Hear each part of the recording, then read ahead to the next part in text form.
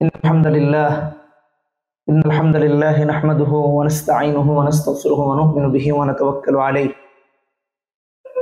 ونعوذ بالله من شرور أنفسنا ومن سيئات أعمالنا من يهده الله فلا مضل له ومن يضلله فلا هادي له ونشهد أن لا إله إلا الله وحده لا شريك له ونشهد أن سيدنا ونبينا مولانا محمدا عبده ورسوله أما بعد فأعوذ بالله من الشيطان الرجيم بسم الله الرحمن الرحيم وما أرسلناك إلا رحمة للعالمين وما أرسلناك إلا رحمة للعالمين صدق الله العظيم।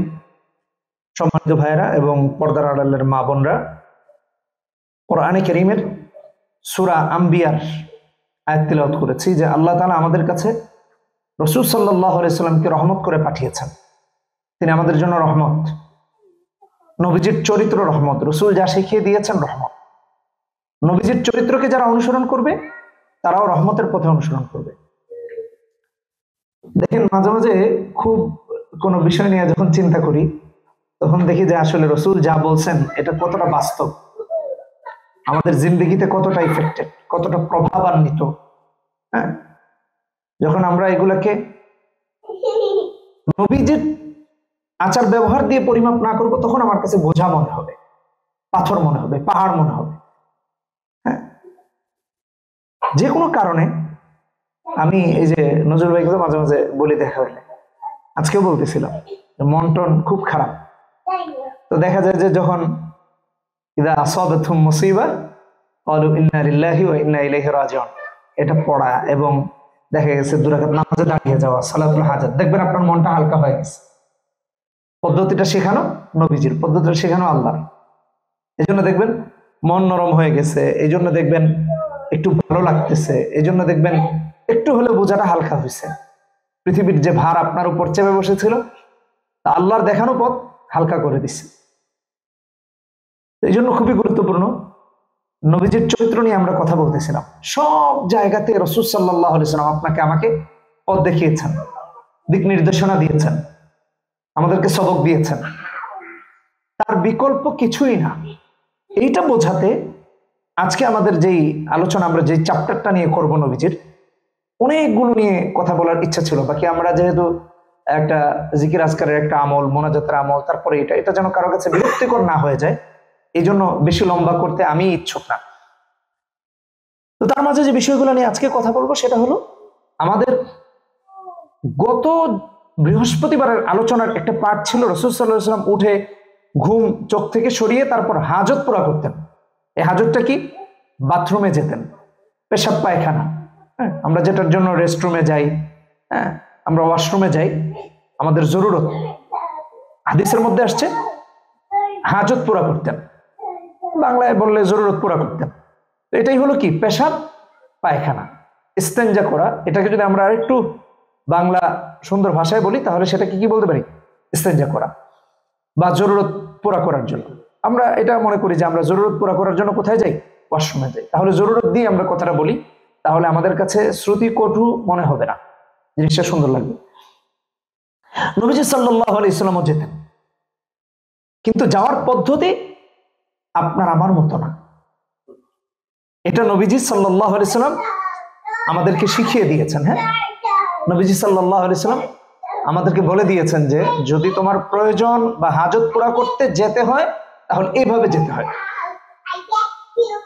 তাহলে আজকে ওই জরুরত পুরা করার, দেখেন এখানে খুব গুরুত্বপূর্ণ কথা, এই যাবত যতগুলো কথা বলেছে সবগুলো নারী পুরুষের জন্য। একটা সুন্নাহ, এই যে কয় সপ্তাহ যাবত আমরা আলোচনা করতেছি, একটা সুন্নাহ এমন বলি নাই যেটা শুধুমাত্র পুরুষের জন্য, মহিলাদের আমলের না, একটাও এরকম হয়নি।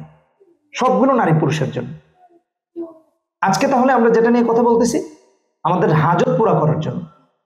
রাসূলুল্লাহ সাল্লাল্লাহু আলাইহি ওয়াসাল্লাম বলেছেন, বুখারীর হাদিসে আসছে, 124 নম্বর হাদিসে এসেছে, নবীজি সাল্লাল্লাহু আলাইহি ওয়াসাল্লাম যখন বাথরুমে যেতেন, জরুরত পুরা করার জন্য যেতেন, তখন দোয়া পড়তেন, আল্লাহুম্মা ইন্নী আউযু বিকা মিনাল খুবুসি ওয়াল খাবাইস।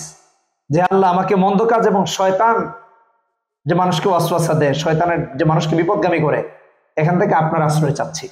শয়তান থেকে এবং মন্দ কাজ থেকে কার আশ্রয় চাচ্ছি? আল্লাহর আশ্রয় চাচ্ছি। খারাপ জিন্নাত তো বাথরুমে অবস্থান করে, শয়তান তো বাথরুমে অবস্থান করে। আমরা যদি দোয়া না পড়ে যাই, সে কিন্তু আপনার উপর প্রভাব ফেলবে এবং সমস্যাগ্রস্ত হবেন আপনি। যেমন এখানে আরো কিছু সুন্নতের কথা আসছে, এগুলো আমরা তো অবশ্যই পালন করব, আমাদের মা বোনদের জন্য আরো বেশি প্রয়োজনীয়। এই জন্য আমি বলবো মা বোনরা যেন কথাগুলো খুব মনোযোগ দিয়ে শুনেন, এটা খুবই দরকার। তাহলে 1 নম্বর যে সুন্নতের আলোচনা আমরা করলাম, বুখারী শরীফের হাদিসে আসছে 124 নম্বর হাদিসে রাসূল সাল্লাল্লাহু আলাইহি ওয়াসাল্লাম আমাদেরকে শিখিয়ে দিয়েছেন, আমরা যখন জরুরত বা হাজত পুরা করার জন্য ওয়াশরুমে যাব, তখন আমরা কোন দোয়া পড়ব?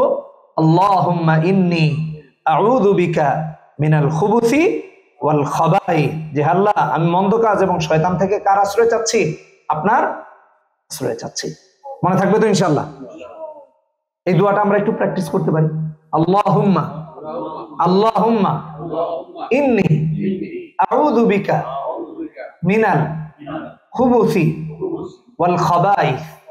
খুবুসি ওয়াল খাবাইথ, এগুলা মক্তবে আমরা যারা গিয়েছি মোটামুটি আশা করি পড়েছি। আর আমাদের আলোচনা রেকর্ড হয় এবং আমার পেজে যেহেতু যায়, তাহলে ওখানেও যদি আমরা এগুলো আবার একটু চর্চা করতে চাই তাহলে শুনতে পারি, যেহেতু রেকর্ড হচ্ছে। এই জন্য রেকর্ড করা, যেন একজন মুখস্থ করতে পারে, একজন যেন শিখতে পারে, আমাদের যেন মনে থাকে। কারণ গুছিয়ে গুছিয়ে একটা একটা পার্ট করে আপনি আলোচনা পাওয়াটা খুব কঠিন। তো এই জন্য আমরা এগুলা ইনশাআল্লাহ দিচ্ছি এবং আমরা ইনশাআল্লাহ এগুলা পড়বো। আল্লাহ আমাদেরকে আমল করার তৌফিক দান করুন। 2 নাম্বার হলো যে সুন্নাহ নিয়ে আজকে কথা বলবো, আমরা যে ওয়াশরুমে যাব মাথা ঢেকে যাব। সুনানুল কুবরা হাদিসের মধ্যে আসছে, লিল বাইহাকি, নবীজি সাল্লাল্লাহু আলাইহি ওয়াসাল্লাম হাদিস তিনি সংকলন করেছেন, বাথরুমে যখন যাব তখন মাথাটা ঢেকে যাব। খুব গুরুত্বপূর্ণ। হাদিসের মধ্যে এসেছে যে রাসূল সাল্লাল্লাহু আলাইহি ওয়াসাল্লাম, কানা নবী সাল্লাল্লাহু আলাইহি ওয়াসাল্লাম ইযা দাখালা আল খালা গাত্তা রাসা, ইযা দাখালা আল খালা গাত্তা রাসা। নবীজি সাল্লাল্লাহু আলাইহি ওয়াসাল্লাম যখন ওয়াশরুমে যেতেন, হাজত পুরা করার জন্য যেতেন, তখন মাথা ঢেকে যেতেন। দেখেন এটা এত গুরুত্বপূর্ণ, আমার মায়েরা আশা করি এই বিষয়টা আরো বেশি একটু মনোযোগ দিয়ে শুনবেন। আমাদের পুরুষ মানুষ তো তাও একভাবে আচ্ছা গেল, মাথা ঢেকে যেতে হবে, এটাই সুন্নাহ। কিন্তু আমাদের মায়েরা যখন মাথা ঢেকে না যায়, ভালো করে একটু শুনেন, মাথা খুলে যায়, চুলগুলো ছেড়ে যায়, চুল পড়তেছে এলোমেলো, হ্যাঁ, শয়তান তার উপর প্রভাব বিস্তার করে, শয়তান তাকে মারাত্মকভাবে আক্রমণ করে এবং সে শয়তানের প্রভাবে মারাত্মকভাবে প্রভাবিত হয়। ওখান থেকে তাকে শয়তান ভর করে, শয়তান জিন তার উপর আশ্রয় করে। এই জন্য এ ব্যাপারে আমাদেরকে খুব সতর্ক থাকা, স্পেশালি মা বোনদেরকে। তাহলে প্রথমত আমরা দোয়া করব, 124 নম্বর হাদিসে এসেছে বুখারীতে। 2 নম্বর সুন্নাহ হলো রাসূলুল্লাহ সাল্লাল্লাহু আলাইহি ওয়াসাল্লাম যখন হাজত পুরা করতে যেতেন তখন মাথা ঢেকে যেতেন। নবীজির মাথা কি থাকতো? ঢাকা থাকতো। তো আমরাও যখন ওয়াশরুমে যাব তখন কি করব? মাথাটা ঢেকে যাব, টুপিটা মাথায় দিয়ে কোথায় যাব? ওয়াশরুমে যেতে পারি। তাহলে নবীজি সাল্লাল্লাহু আলাইহি ওয়াসাল্লাম আরেকটা সুন্নাহ আমল হবে। দেখেন, আচ্ছা এটা কি মনে রাখা খুব কঠিন?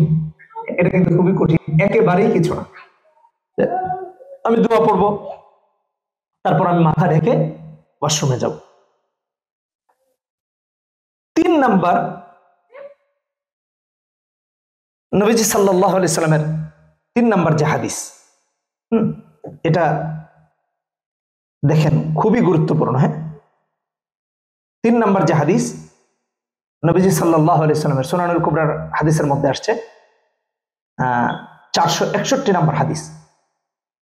নবীজি যখন ওয়াশরুমে যেতেন তখন লাবিসা হিদাআহ, নবী যখন ওয়াশরুমে যেতেন তখন লাবিসা হিজাআহু, তার জুতা পায়ে থাকতো, খালি পায়ে যেতেন না। এটার যদি আপনি বৈজ্ঞানিক ভাষায় যদি এটার বিশ্লেষণ করেন, 1450 বছর আগে নবীজি সাল্লাল্লাহু আলাইহি সাল্লাম জুতা পায়ে দিয়ে ওয়াশরুমে যেতে বলেছেন। কারণ কত ভাইরাস, কত কিছু, হ্যাঁ, কত জীবাণু, এগুলো আপনার পায়ে লেগে আপনার ঘর পর্যন্ত আসবে, আপনার বিছানা পর্যন্ত যাবে। আপনি যতক্ষণ ঘরে হাঁটবেন টোটাল জায়গাতে এগুলো ছড়াবে। হ্যাঁ, এর জীবাণু দ্বারা আপনার ঘর আক্রান্ত হবে, আপনি আক্রান্ত হবেন, আপনার সন্তান আক্রান্ত হবে। তো এই যে রাসূল সাল্লাল্লাহু আলাইহি ওয়াসাল্লামের সুন্নাহ দেখেন 1450 বছর আগে কত বৈজ্ঞানিক পদ্ধতিতে নির্বাচিত ছিল। আল্লাহ আমাদেরকে আমল করার তৌফিক দান করুন। তাহলে 3 নাম্বার যে সুন্নাহ আমরা জানলাম সেটা হলো কি, জুতা স্যান্ডেল পায়ে দিয়া যাওয়া। সুনানুল কুবরার হাদিসের মধ্যে আসছে 461 নম্বর হাদিস, রাসূল সাল্লাল্লাহু আলাইহি ওয়াসাল্লাম ইযা দাখালাল খালা লাবিসা হিযাআহ, লাবিসা হিযাআহ, নবীজির কি থাকতো, পায়ে জুতা স্যান্ডেল থাকতো। তাহলে আমরা বাথরুমে গেলে কি করব, জুতা স্যান্ডেল পায়ে দিয়ে যাব। দেখেন আবার একটু আমাদেরকে মনে করানোর জন্য এই কথাগুলো বলে দিচ্ছি। 1 নম্বর সুন্নাহ দোয়া পড়ে যাওয়া, 2 নম্বর সুন্নাহ মাথা ঢেকে যাওয়া, 3 নম্বর সুন্নাহ হলো পায়ে জুতা স্যান্ডেল নিয়ে যাওয়া। 4 নম্বর যে সুন্নাহ নিয়ে আমরা আলোচনা করব, এটা আবু দাউদের হাদিস, 32 নম্বর হাদিস। রাসূল সাল্লাল্লাহু আলাইহি সাল্লাম ভালো কাজগুলো ডান হাতে করতেন, ডান পা দিয়ে শুরু করতেন। এজন্য মসজিদে ঢোকার সময় আমরা কোন পা দিই, ডান পা দিই। আন্না নবী সাল্লাল্লাহু আলাইহি সাল্লাম কানা ইয়াজআলু ইয়ামিনাহু লিতআমিহি ওয়া শারাবিহি ওয়া থিয়াবিহি ওয়া ইয়াজআলু শিমালাহু লিমা সিওয়া যালিক। ভালো যে কাজগুলা, খাবার দাবার, জামা কাপড় পরা, পানি পান করা, হ্যাঁ, এবং দেখা গেছে যে অন্যান্য যে সমস্ত ভালো কাজ, এগুলাতে নবীজি ডান দিক থেকে শুরু করতেন, ডান হাত দিয়ে শুরু করতেন, ডান পা দিয়ে শুরু করতেন, ডান পার্শ্ব থেকে শুরু করতেন। তো হাজত পুরা করতে যাওয়ার ওই জায়গাটা এমন কোনো ভালো জায়গা নয়। এই জন্য ওখানে যখন আমরা যাব তখন কি দিয়ে যাব, বাম পা দিয়ে যাব। ভালো করে আমার মা বোনরা ভালো করে শুনে, তাহলে আমরা বাম পা দিয়ে ঢুকবো বাথরুমে। আমরা কি দিয়ে ঢুকবো, বাম পা দিয়ে ঢুকবো। 32 নম্বর হাদিসে এসেছে, আবু দাউদের হাদিস, যে নবীজি সাল্লাল্লাহু আলাইহি সাল্লাম ভালো কাজগুলা ডান দিক থেকে, ডান হাত ডান পা দিয়ে শুরু করতেন, এবং যে সমস্ত খারাপ জিনিসগুলো আছে সেগুলো তিনি কি করতেন, বাম পা, বাম হাত, বাম দিক ইত্যাদি থেকে শুরু করতেন। এজন্য আমরা যখন হাজত পুরা করতে যাব তখন ইনশাআল্লাহ আমরা কি করব, বাম পা দিয়ে প্রবেশ করব। আল্লাহ আমাদেরকে বোঝার এবং আমল করার তৌফিক দান করুন। 5 নম্বর সুন্নাহ খুবই গুরুত্বপূর্ণ। আল্লাহু আকবার, আল্লাহু আকবার। আবু দাউদের হাদিস, 2 নম্বর হাদিস।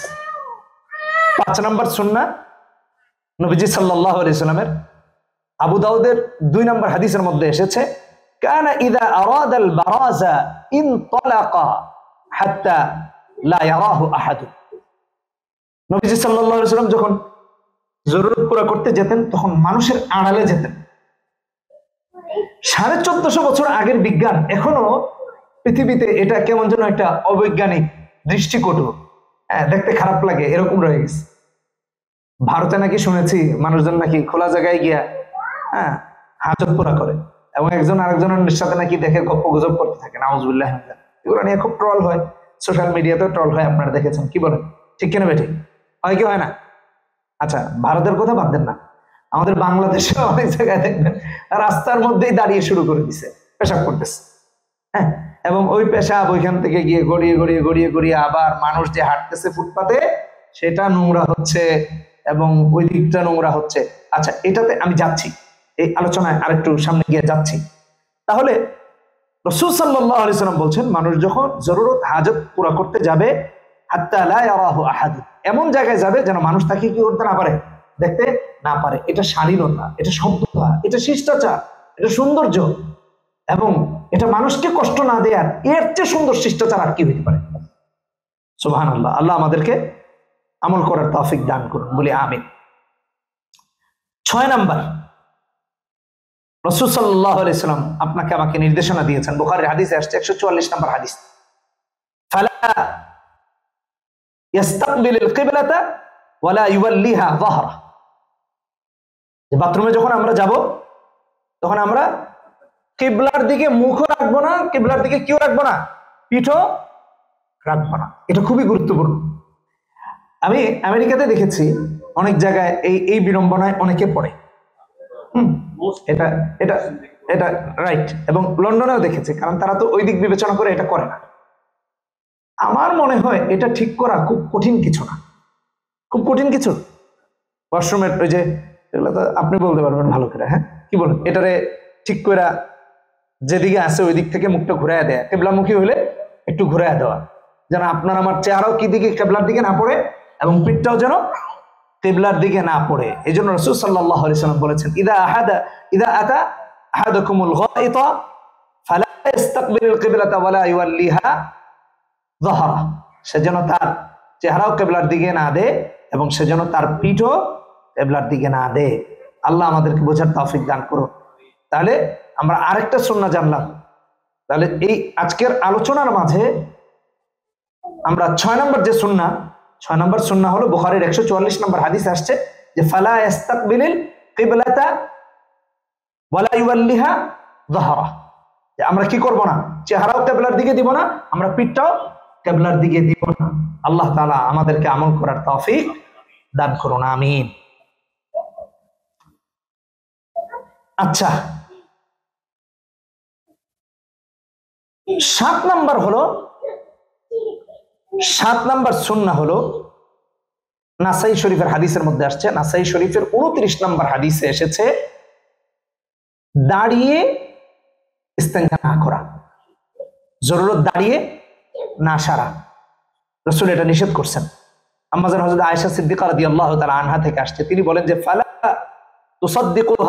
তুসাদ্দিকু মা কানা ইয়াবুলু ইল্লা জালিসান, যে নবীজি সাল্লাল্লাহু আলাইহি ওয়াসাল্লাম দাঁড়িয়ে কখনো পেশাব করছেন, যারা এই কথা বলে, বা নবীজি সাল্লাল্লাহু আলাইহি ওয়াসাল্লাম দাঁড়িয়ে পেশাব করতেন, যারা এই কথা বলে তারা মিথ্যা কথা বলে, এটা সত্য কথা নয়। হ্যাঁ, একটা আমল ভিন্ন। রাসূল সাল্লাল্লাহু আলাইহি ওয়াসাল্লাম একবার গিয়েছেন, ওখানে ময়লা ছিল, ময়লা এমন ভাবে ছিল যে নবী সাল্লাল্লাহু আলাইহি ওয়াসাল্লাম ওইখানে বসতে গেলে কি লাগবে, ময়লা লাগবে। সেক্ষেত্রে তিনি দাঁড়িয়ে পেশাব করেছেন, এবং সেটা কখন, একবার। এই জায়গা থেকে একটা জিনিস আমরা বুঝতে পারি, দেখেন যদি রাসূল এটা আপনাকে আমাকে আমল শিখিয়ে না দিতেন তাহলে আমরা তো কঠিন বিপদে পড়ে যেতাম। আপনি এয়ারপোর্টে, বিশেষ করে ফরেন কান্ট্রিগুলোতে এয়ারপোর্টে এবং পাবলিক প্লেস গুলাতে আপনি যদি একটু দেখেন তাহলে দেখবেন বসে পেশাব করার কোনো জায়গায় নেই, সব জায়গায় দাঁড়িয়ে পেশাব করার ওই যে বুথগুলা দেয়া, এটাকে কি বলে, কি বলে ভাই এটাকে, কি জানি, আচ্ছা আমরা বাথরুমই বলতে পারি। দেখে গেছে সবাই দাঁড়িয়ে পেশাব করতেছে, আপনার দাঁড়িয়ে পেশাব করা ছাড়া আর কোনো জায়গায় নাই। এখন এই অবস্থায় আপনি কি করবেন, আটকে রাখাও তো ক্ষতি। এই জন্য ইসলাম ওই ক্ষেত্রে বলে যদি এরকম কেউ অপারগ হয়, এবং যে কোনো কারণে, আমরা এখন বর্তমানে এক কারণে অপারগ, আর ওইখানে নবীজি সাল্লাল্লাহু আলাইহি ওয়াসাল্লাম অপারগ ছিলেন, সব জায়গায় ময়লা ছিল, যদি এখানে যদি নবীজি বসেন তাহলে কি হবেন, ময়লা যুক্ত হয়ে যাবেন। হ্যাঁ, উনি ময়লা, তার গায়ে, রাসূল সাল্লাল্লাহু আলাইহি ওয়াসাল্লামের গায়ে ময়লা লাগবে, জামা কাপড়ে ময়লা লাগবে, এই জন্য তিনি তখন দাঁড়িয়ে পেশাব করেছেন। উম্মতকে এই শিক্ষা দেওয়ার জন্য যে কখনো যদি উম্মত কোনো কারণে বিপদগ্রস্ত হয়ে যায়, বিপদে পড়ে, তাহলে তার ক্ষতি যেন না হয়, একটা দরজা যেন তার জন্য কি থাকে, খোলা থাকে। কিন্তু এটা করার আমভাবে কোনো বৈধতা নাই। একান্ত অপারগতা বশত যদি কারো এটা করতে হয় তাহলে কি করতে হবে, ওই অপারগ অবস্থায় করা যাবে, এছাড়া করার কোনো সুযোগ নাই। তাহলে 7 নম্বর যে সুন্নাহ আমরা জানলাম সেটা হলো রাসূল সাল্লাল্লাহু আলাইহি সাল্লাম সবসময় কি করতেন, বসেই জরুরত বা হাজত পুরা করতেন। হযরত আয়েশা সিদ্দিকা রাদিয়াল্লাহু তাআলা আনহা তো এইভাবেই বললেন যে ফালা তুসাদ্দিকুহু মা কানা ইয়াবুলু ইল্লা জালিসান, যারা এই কথা বলে রাসূল সাল্লাল্লাহু আলাইহি ওয়াসাল্লাম বসে পেশাব করতেন না বা বসে জরুরত হাজির করতেন না, তারা মিথ্যা কথা বলে। এই কথার কোনো সত্যতা নাই। আচ্ছা, একান্ত জরুরতে রাসূল সাল্লাল্লাহু আলাইহি ওয়াসাল্লাম এটা করেছেন, যেমন কি আতান নবী সাল্লাল্লাহু আলাইহি ওয়াসাল্লাম সুবাতাতা কওমিন ফাবালা কাইমান, দাঁড়িয়ে পেশাব করেছেন, সুম্মা দা বিমাইন, তারপর পানির কথা বলছেন।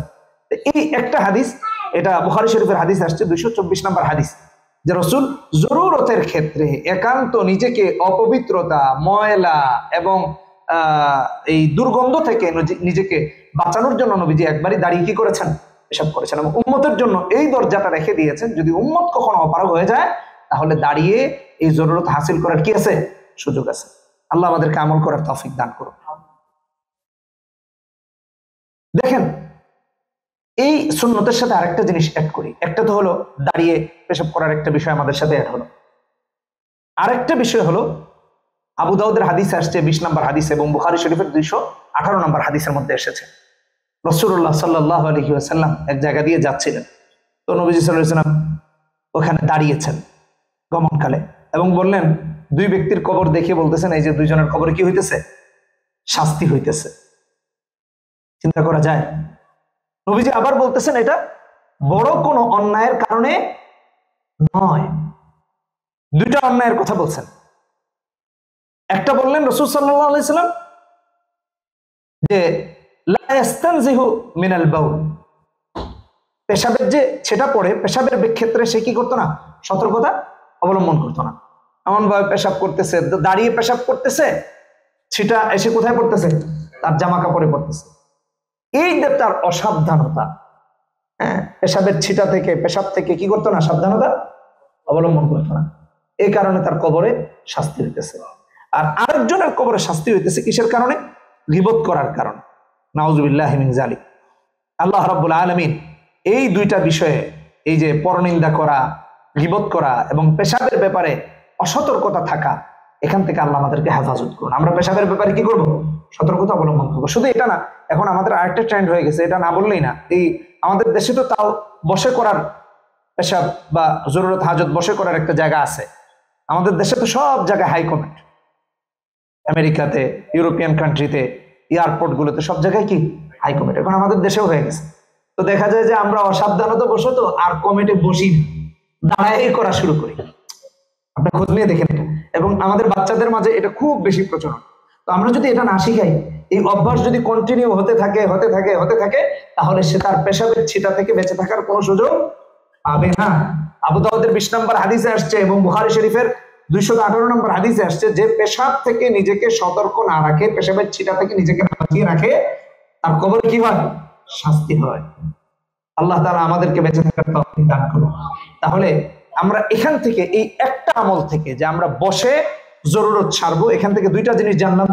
নবীজি সাল্লাল্লাহু আলাইহি সাল্লাম জরুরতের ক্ষেত্রে দাঁড়িয়ে পেশাব করেছেন, 224 নম্বর হাদিস আসছে বুখারীতে।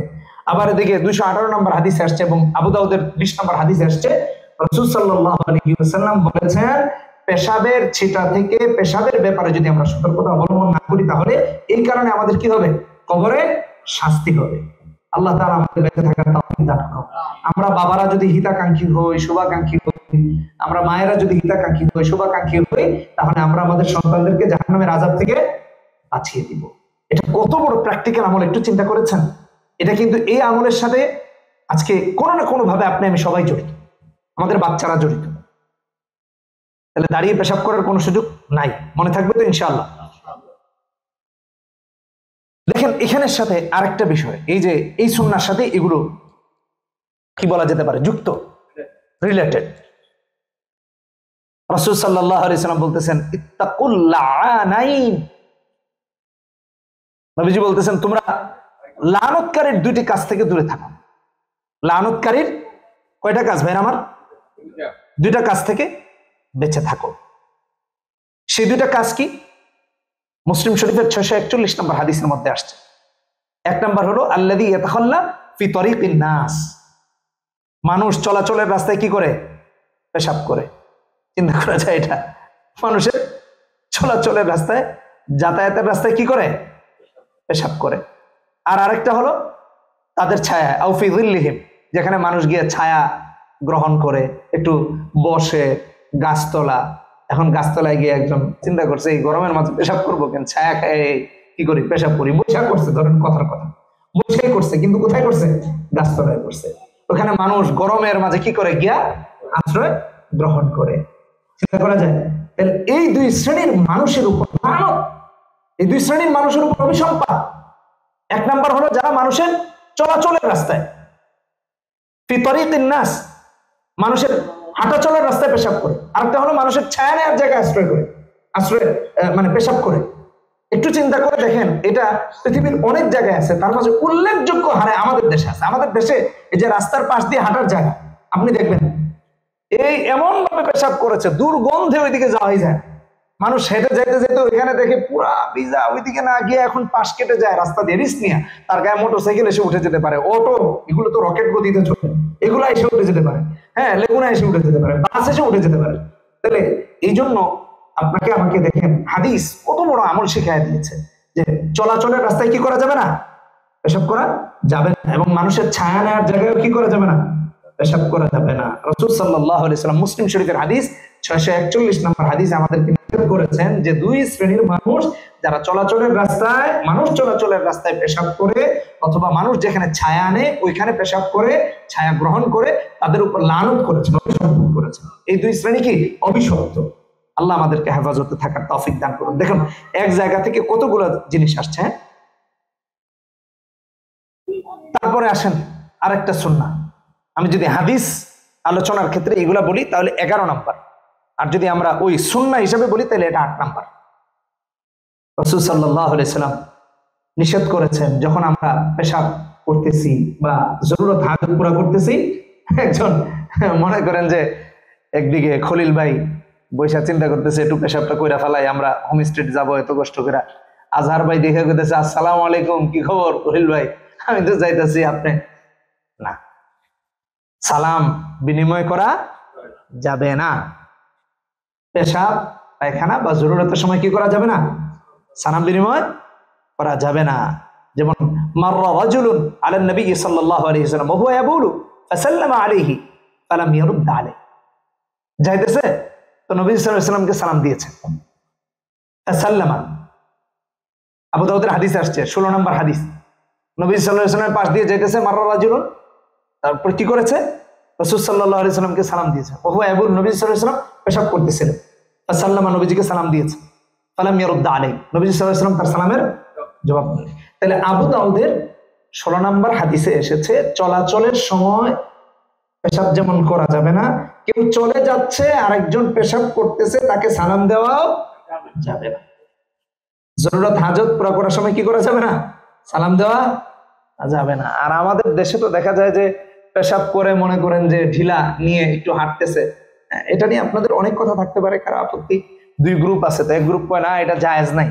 আপনি আশ্চর্য হয়ে যাবেন, এটা একটু দেখবেন, এই যে পেশাব করার পর আমরা যে ঢিলা নিয়ে কিছু সময় হাঁটি, আপনি দেখবেন ইয়াং কালে পেশাব আটকে থাকে না, ক্লিয়ার হয়ে যায়।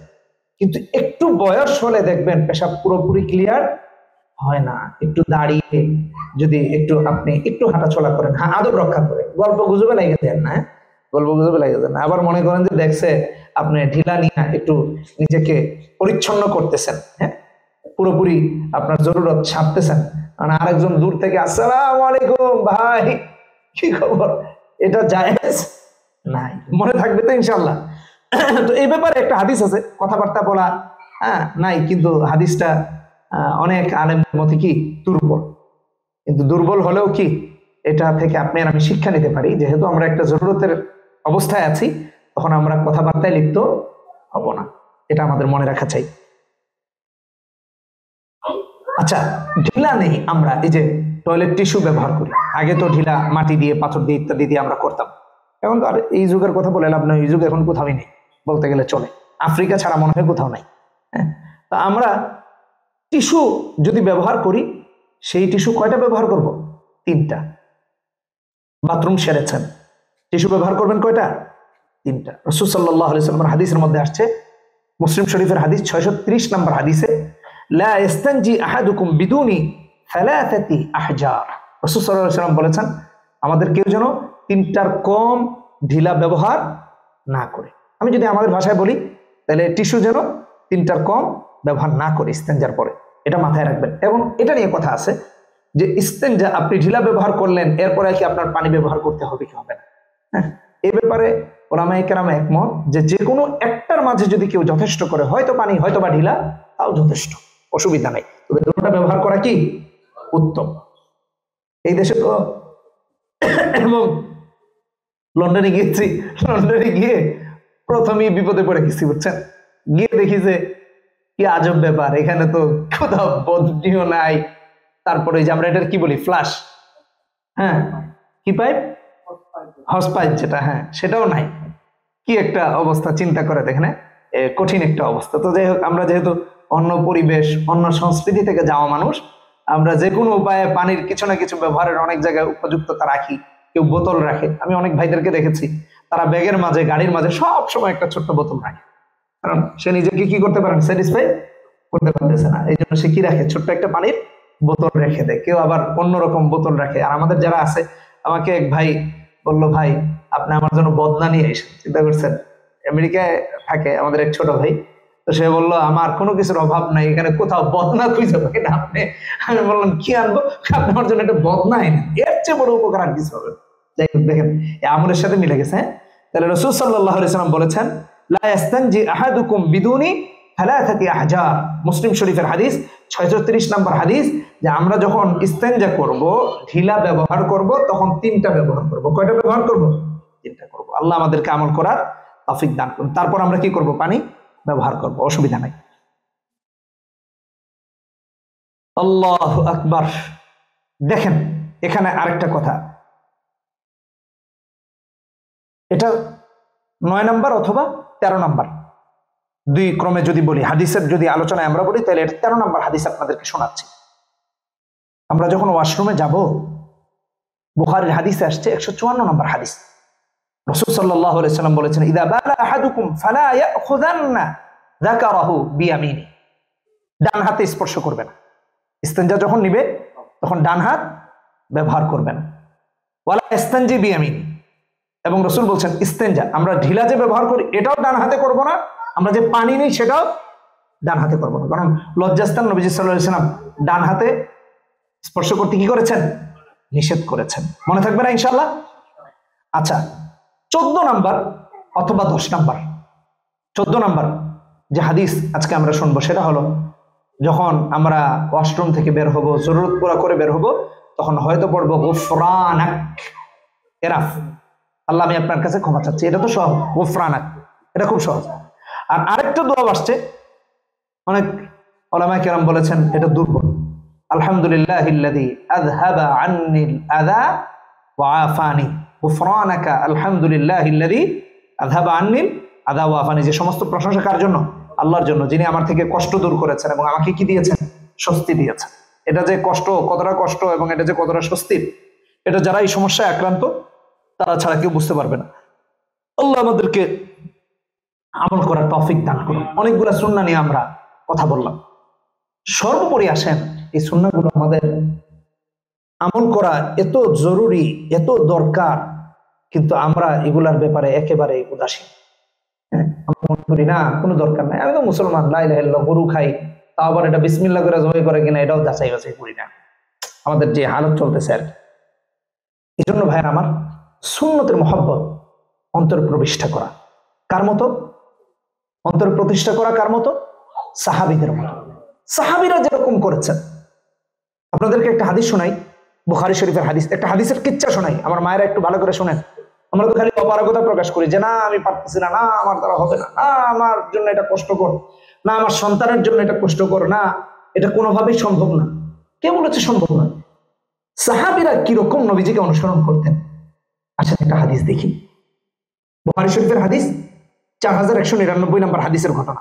খায়বারের যুদ্ধ, যুদ্ধের ময়দানে কেউ কি আরামে থাকে? বিলাসিতার মাঝে থাকে? যুদ্ধের মাঠে বলে আসি কেএফসিতে একটা কি করি, চিকেন ফ্রাই অর্ডার করি, কি বলে? যুদ্ধের ময়দান, খায়বারের যুদ্ধ, মারাত্মক কঠিন প্রেক্ষাপট, খাদ্য সংকট, খাবার দাবার হিসাব নিকাশ করে খাওয়া। আল্লাহু আকবার, আল্লাহু আকবার। যখন এই অবস্থা চলতেছে তখন সাহাবায়ে কেরামের মাঝে গাধার গোশত খাওয়া শুরু হয়ে গেছে। গাধার গোশত, সাহাবায়ে কেরাম গাধা জবাই করছেন, জবাই করে এটা রান্না বান্না করেছেন, একেবারে একেবারে কেউ কি খারাপ করে রান্না করতে চায়? সুস্বাদু করতে রান্না করেছেন। পাতিলার পর পাতিলা, ডেক্সির পর ডেক্সি কি হয়েছে? রান্না হয়েছে। সবাই রান্না করে কতজন কত আক্ষেপ নিয়ে, আহারে আজকে একটু গোশত খাবো, ইস পেটে কত ক্ষুধা, এরকম আক্ষেপ আফসোস নিয়ে অপেক্ষমান।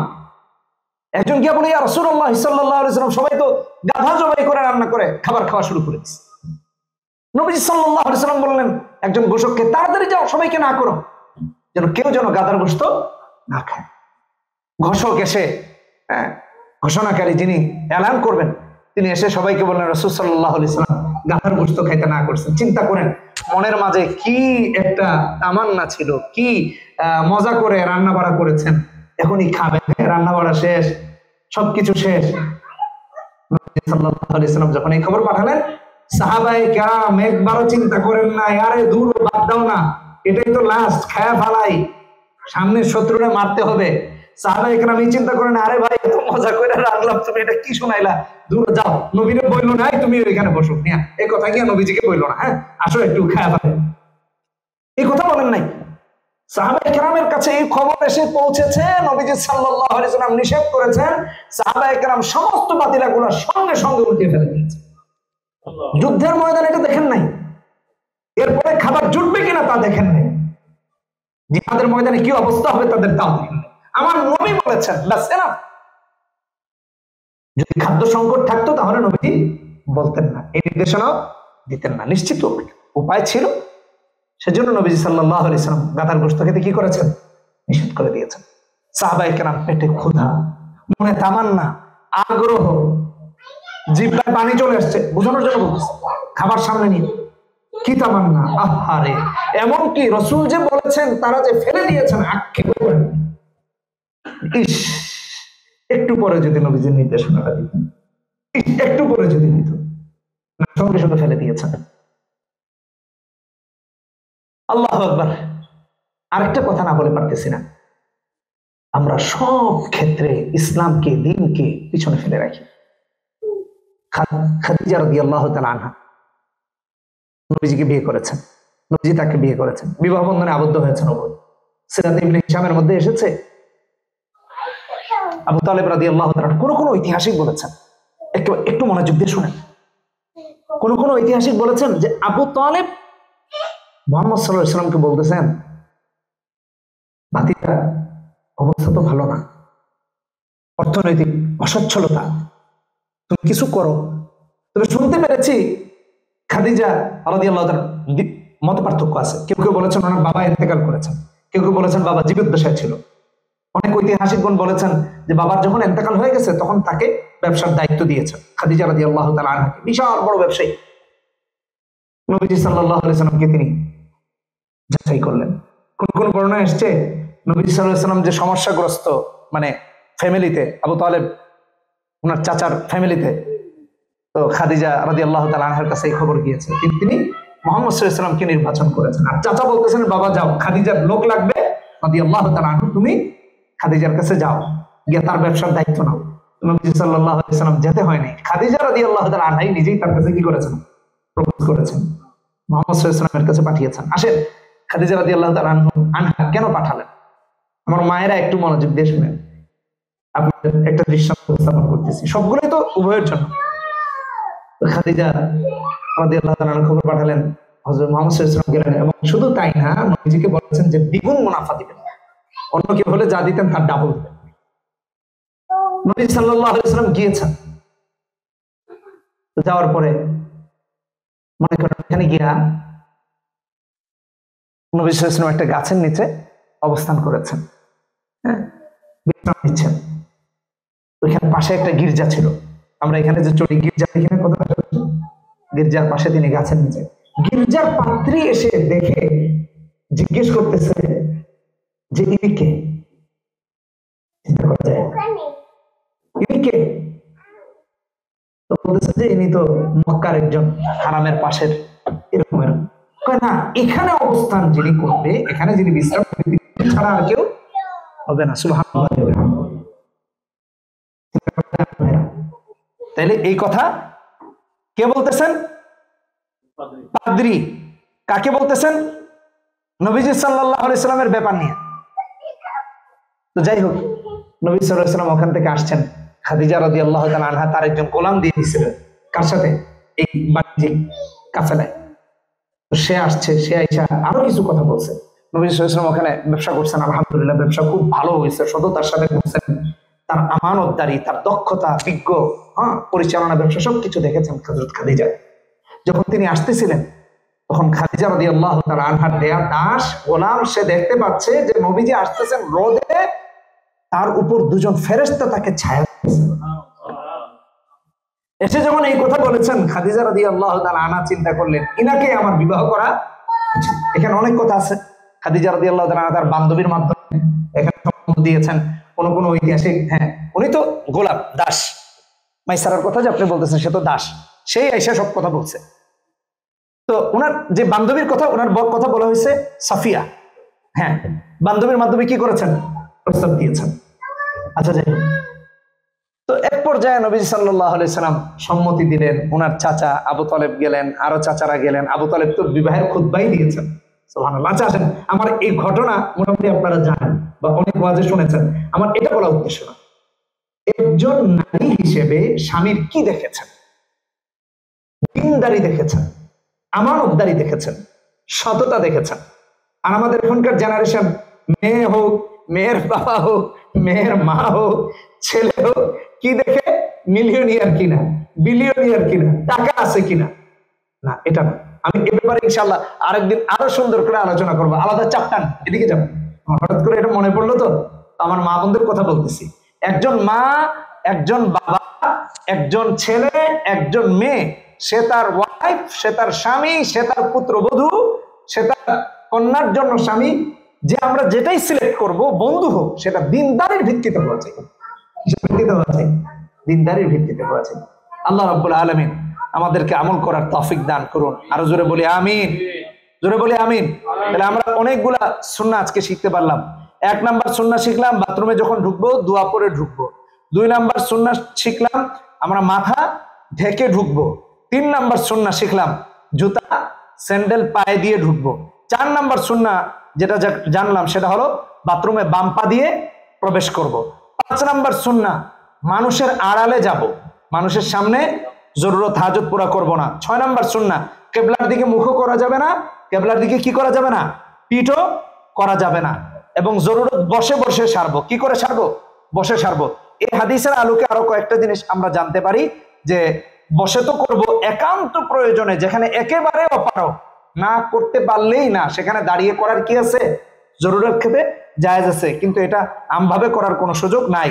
তারপরে আরেকটা জিনিস এখানে জানলাম, পেশাবের ছিটা থেকে বাঁচতে হবে। আমার পেশাবের কারণে দাঁড়িয়ে করলেও যেন পেশাবের ছিটা আমার উপর পরে কি না হয়ে যায়, আমার জামা কাপড় নষ্ট না হয়ে যায়, কারণ কবরে শাস্তি হয়ে থাকে। পেশাবের ছিটা থেকে না বাঁচার কারণে, সতর্কতা অবলম্বন না করার কারণে কি হয়? কবরে শাস্তি হয়ে থাকে। তারপর আরেকটা জিনিস জানলাম, যে মানুষ চলাচলের রাস্তায় এবং মানুষ যেখানে ছায়া নেয়, গাছতলা, বাসতলা, এখানেও যারা পেশাব করে তাদের উপর লানত, তাদের উপর অভিসম্পাত। কে বলেছেন? নবীজি বলেছেন। এরা 2 শ্রেণীর মানুষ, কি? অভিশপ্ত। এজন্য চলাচলের রাস্তায় পেশাব করা যাবে না, মানুষ যেখানে ছায়া নেয় সেখানে কি করা যাবে না? পেশাব করা যাবে না। তারপরে 11 নাম্বার সুন্নাহ যেটা আমরা 8 নাম্বার সুন্নাহ যেটা জানলাম, সেটা হলো পেশাব বা ইস্তেঞ্জার করার সময় কি করা যাবে না? সালাম আদান প্রদান করা যাবে না, সালাম দেওয়া যাবে না, সালামের জবাবও নেওয়া যাবে না।